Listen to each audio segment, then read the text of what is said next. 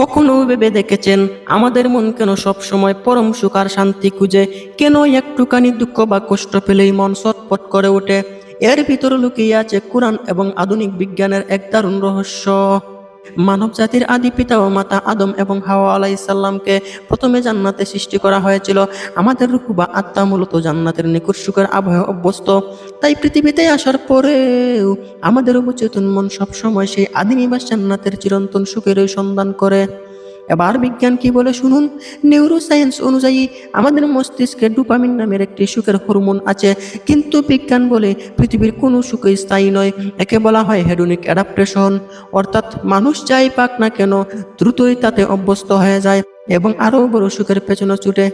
বিজ্ঞান প্রমাণ করে মানুষের মন আসলে এমন এক নিখুঁত জগতের সন্ধান করছে যেখানে কোনো দুঃখ নেই।